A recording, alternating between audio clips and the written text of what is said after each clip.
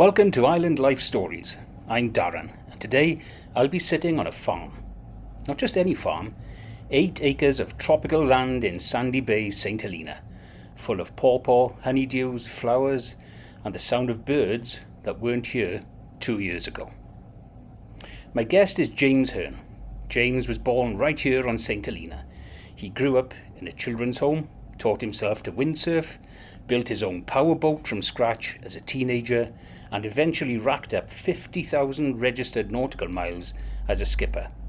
He moved to the UK, met a girl from New Zealand, did carpentry, worked on super yachts, and then, true to form, did something most people would only ever talk about.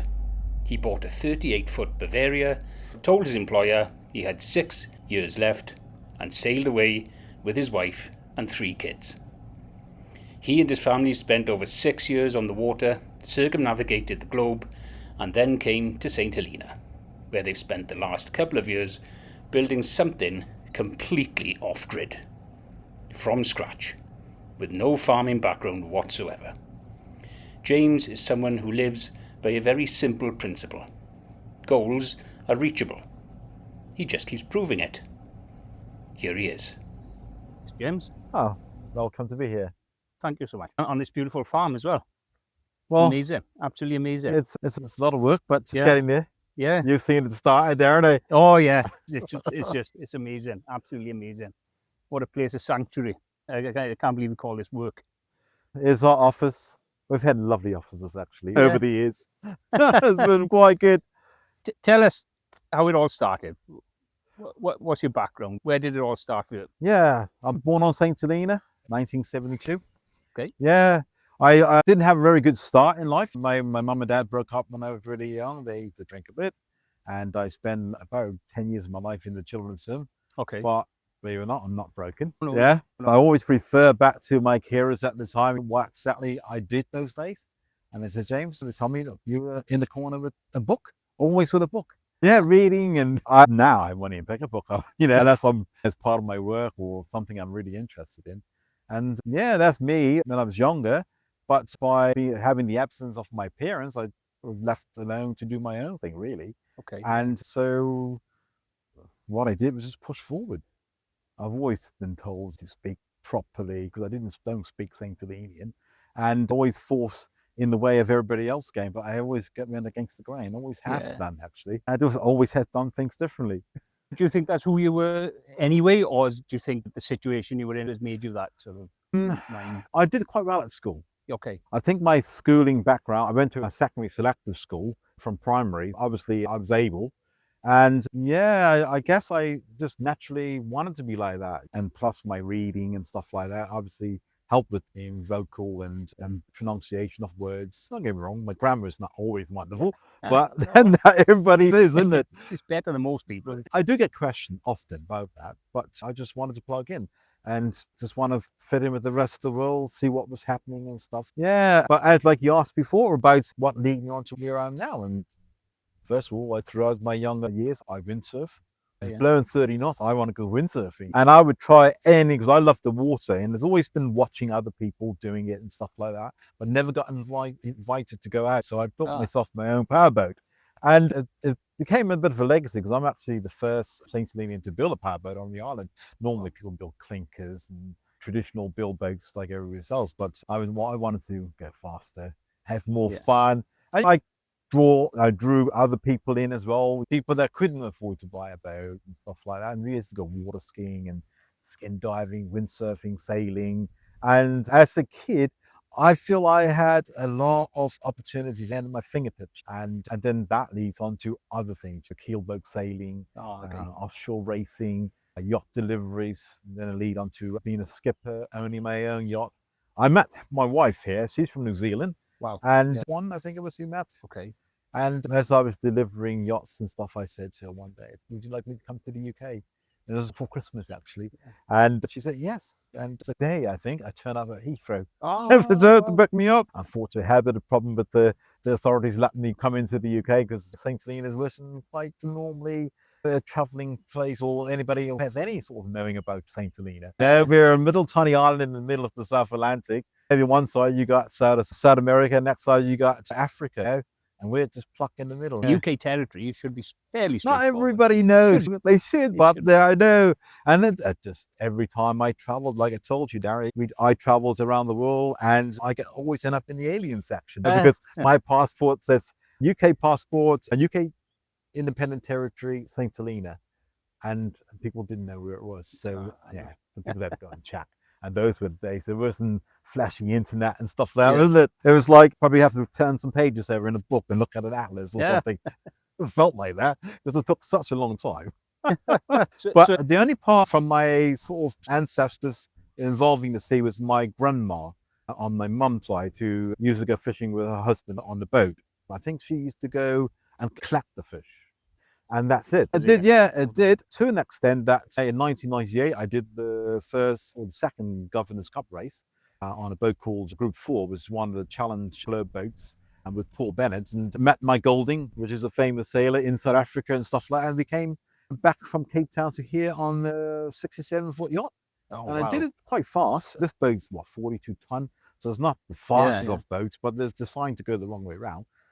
Inspired me. Yeah, on the helm of this massive yacht, sailing literally just enhances you, and it controls you. It's giving you a sense of freedom, and that's what I got from it. And no matter what type of sailing, whether it's on a windsurf or a sailboat, it's just the wind in your hair, and you're just gliding along, just using Mother Nature to drive you along. And that is such a good feeling. To an extent, where me and Hannah, within the year we were married, and we're making plans, and the yacht was wonderful. Do you think, because obviously you said you've worked on yachts and super yachts so later on in your career, but do you think going into the carpentry trade was a natural progression from building your own boat at a young age? Carpentry, so I'm a carpenter joiner by trade. I'm also a teacher as well. But carpentry on St. Helena is a little bit different to elsewhere. You are trained in every possible nook and cranny of carpentry. So you're not just trained to be specialized, you're trained to be overall expected to do whatever carpentry is thrown at you. And if I need to make a table, I make a table. If I need to make windows, doors, put a roof on, put tiles on the floor, that's what is expected of you. And that's the carpentry level. I'm studying Guilds as well, is expected of you on St. Helena. Going to the UK, my skills are quite advanced. Boat building sparked off from my grandfather giving me a clinker-built boat building book. And I was quite inspired. And when I did build my boat, powerboat, I was broke for a whole year.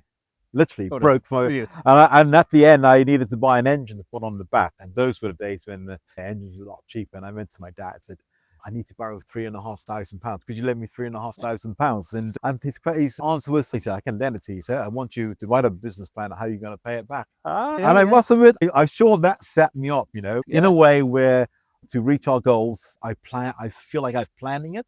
And I think that what set me up really. The fact I was reading and inspired, but financially you need to be, and don't get me wrong, I work, like I told you, we work in a super yacht industry. Boats I can't afford, £2.5 million to £8.5 million worth of boat. Can't really afford that, but there are boats out there, but they are a lot cheaper. But with my skills in the boat business as well, I could make the boat ocean going. So every boat's ocean going, and like I've said before, the boat is only as strong as the skipper, so you can sell anything around the world. It all sparked off from the whole boating thing. Was we were going to buy a house in the UK, and it was £135,000. Went to the mortgage company and said, oh, can I have a mortgage for a house? And they list out the payments monthly and stuff like that. And I said, what do we pay at the end of the contract? And he said, no one's ever asked that. And when I heard what you actually pay back, and I said, who the hell pays that? He says, everyone. And I just said, I can think of better ways to spend £200,000. And that's what sparked us to look at buying the yacht. But we went up to all your knicker, your wood store to buy and look at yachts. And so that sort of fork in the roads was pretty much there. I said, okay, we're going down life that we want, which is. We had a plan, and we bought a boat that was 5 years old, a 40-foot boat, and we did it up, and I said 6 years. Told my mate 6 years. 6 years. 6 years to do it up? Or to do it up, savings to go traveling. 6 years came, and I just handed my resignation in. So did Hannah. We had 3 children by then, and we just sailed out of the Solent. Wow. And we never looked back. And what you expect was, people some family embraced us. But it was a shock for my workmates because Like, I thought you were kidding. Yeah. And it never happened. So just a pipe dream or not something. Yeah, I get told that quite often, actually, that, oh, just like the other lads in the marina say they're going to do this, and they never get to do it.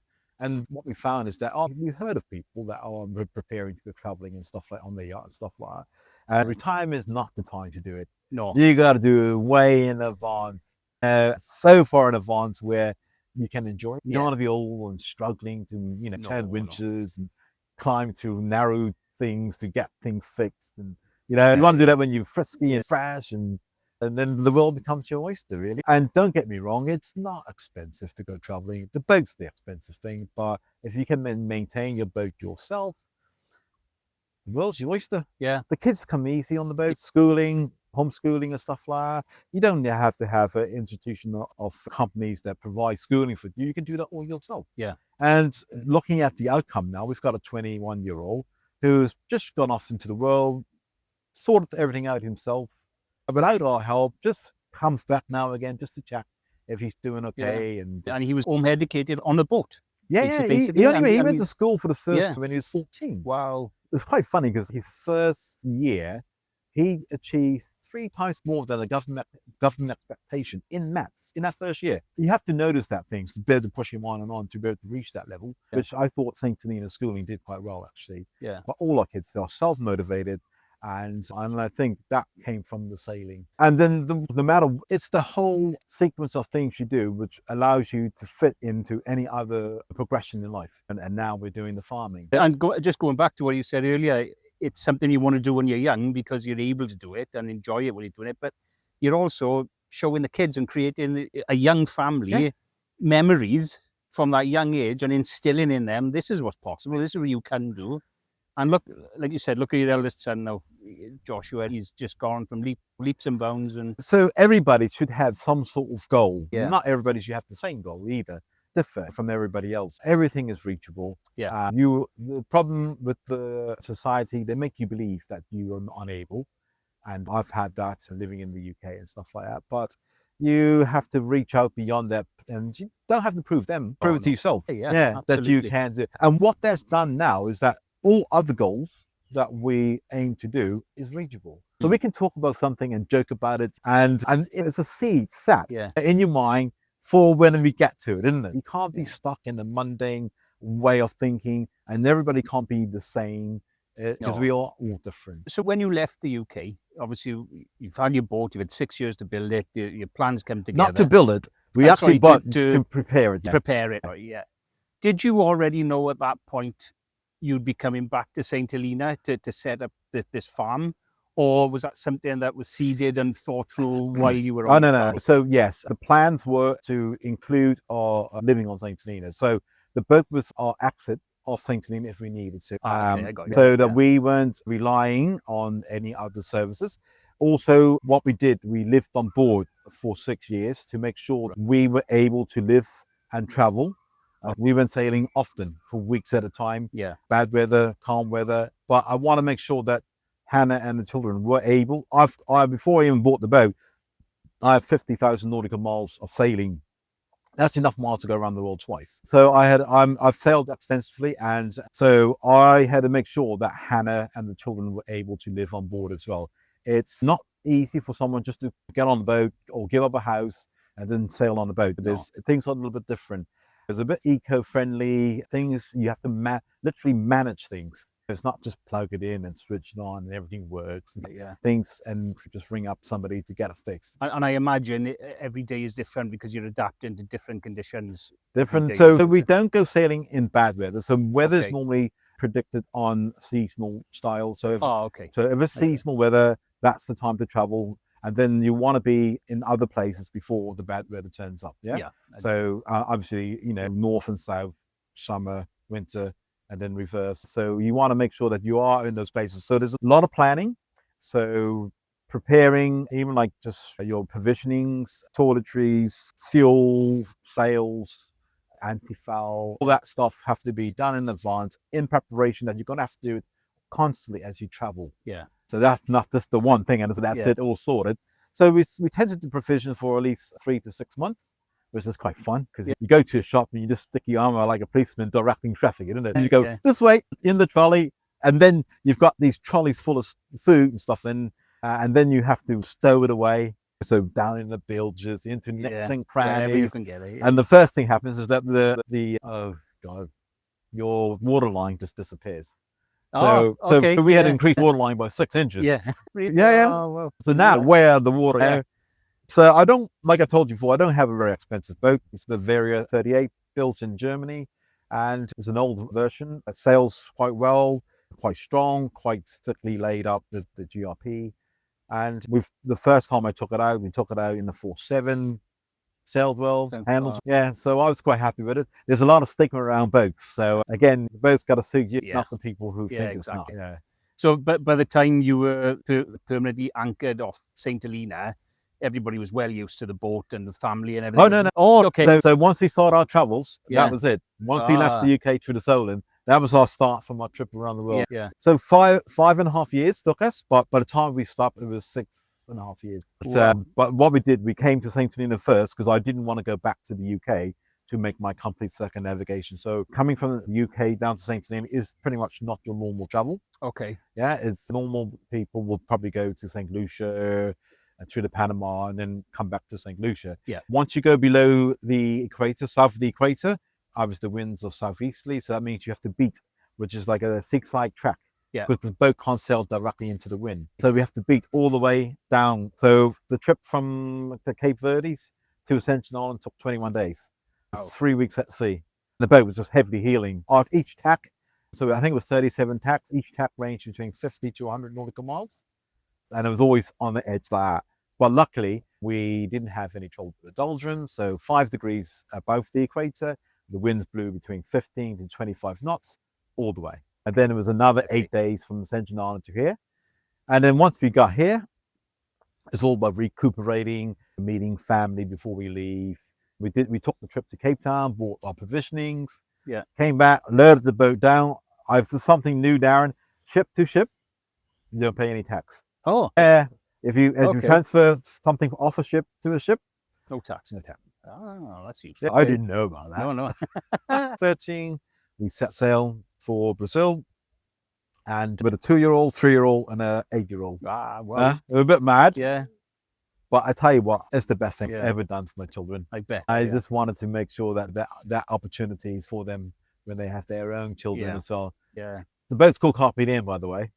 It's called Carpe Diem of Gospel, but I don't think it's anything Carpe Diem but Gospel. Okay. I wanted to name it Carpe Diem St. Helena. Having a boat, it's like having a house.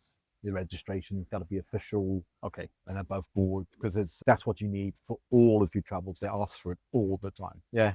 Yeah, so anywhere you want to sail into, you've got it. Yeah, you have the documentation. You know, if you're just the captain, then it have to be registered as your captain and the owner's name. Okay. We're the owners, so we have that documentation with us. And then coming to St. Helena, we did prepare ourselves. Our first idea of the private settlement on St. Helena was St. Helena Yacht Services. Okay.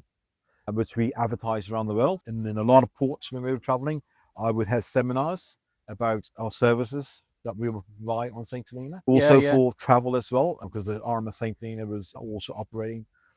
We give people advice about venues, where to live, culture, and it was fun.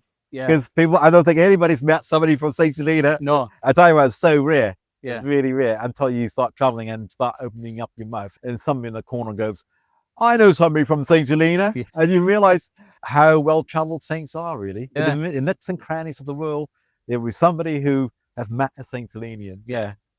And this you're thinking, no, this is the first time. But you know what was quite nice in our travels is engaging with culture. And this is what I think leads on to the farm and stuff. Before that, though, it was St. Helena Yacht Services, but I'm glad we've moved on to the farm.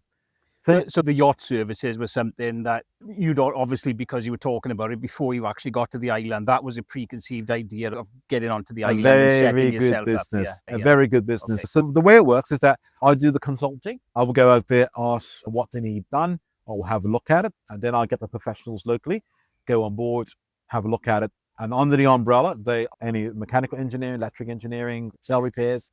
I also offer service to people struggling to get in at the middle of the night. I've been out 2 o'clock in the morning, a young girl all by herself, and I had to jump on board, take over the yacht, sail it in. Yeah. berth the boat, or people get tangled up in the mooring, going on board, taking over the yacht, driving it out, and then putting onto the mooring, or picking up a buoy, or helping to pick up a buoy. At the time, we were still living on the yacht, so the services were easy to operate. Yeah.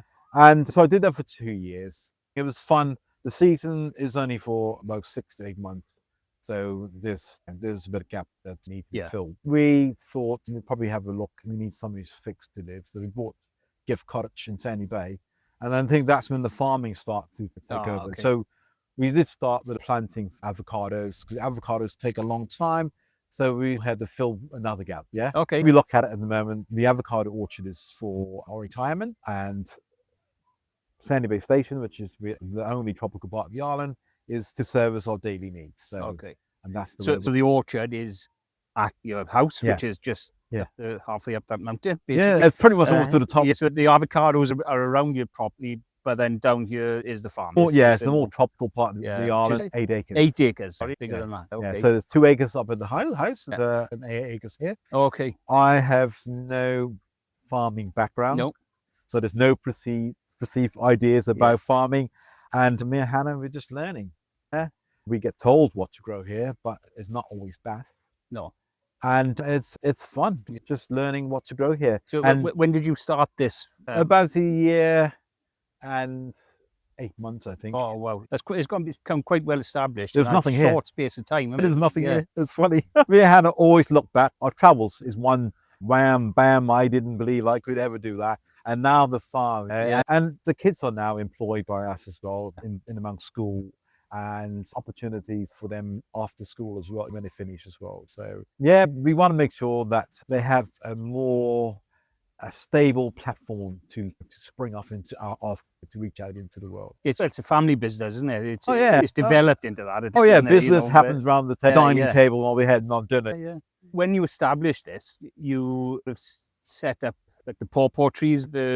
We didn't know it was going to work, Darren. A normal Saint Helenian living on the island. Yeah. We've always lived off grid for the last 20 years. We've not paid a domestic bill because we're harnessing nature. So on the boat, there's everything run by solar panels, wind jenny, runs off the engine. Yeah, use a bit of fossil fuel.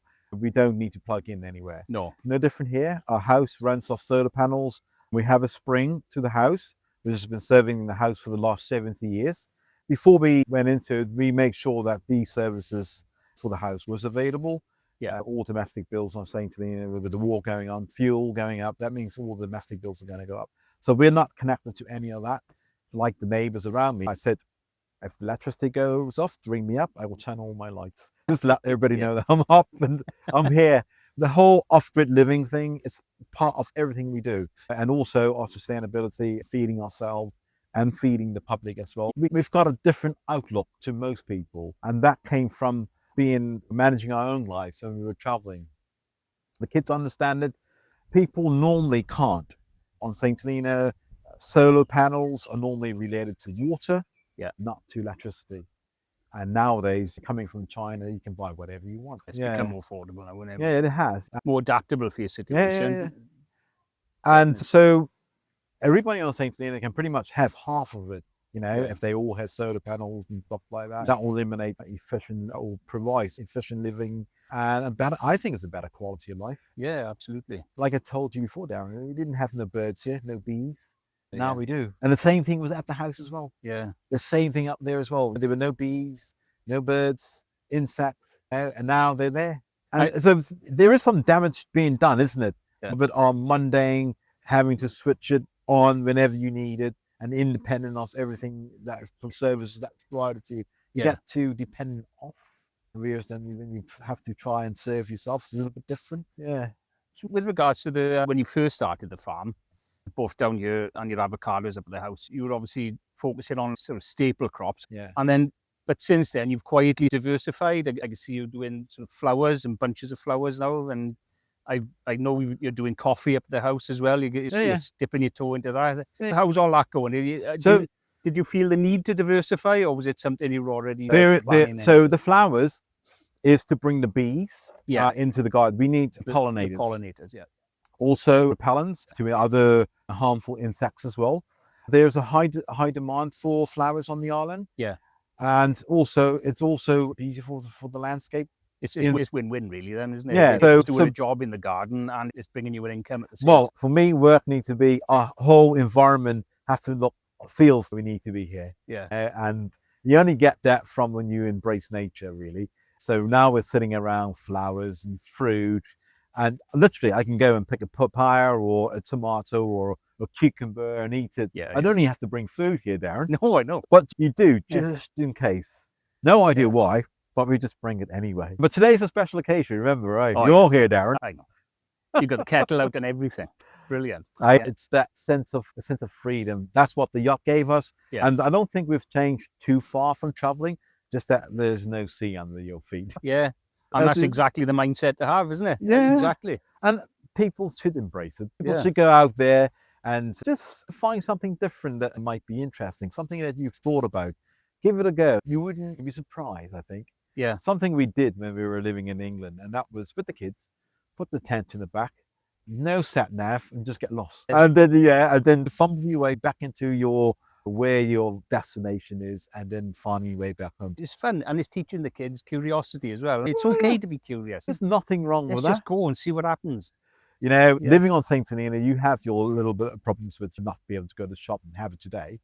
But there's nothing wrong with waiting a week, 2 weeks. There's nothing wrong with that. I tell the kids as well. And you learn to be patient. Like yesterday, I came down here and so frustrated about other things that I need to do. And everything's overwhelming me because things that need to be done. And I just went, take a deep breath. And I just slow right down. And I was able to follow the day right through. Yeah. I was by myself there. I didn't have the company of Herne and stuff like we can chat and exchange opinions and stuff like that by myself.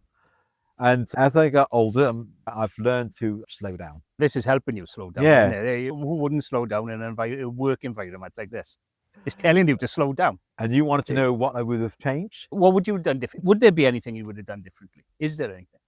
I would have started 10 years earlier. Okay. I've always started 10 years earlier. I feel that now I'm hurrying along. I'm doing it at a slow pace, but I would have slowed down even more if I'd done it 10 years earlier. Yeah, brilliant. Thank you so much, James. Thank you for sharing your story with us. I just hope that a lot of people out there would be inspired. I think it's very inspirational, definitely. A lot of people can relate to that.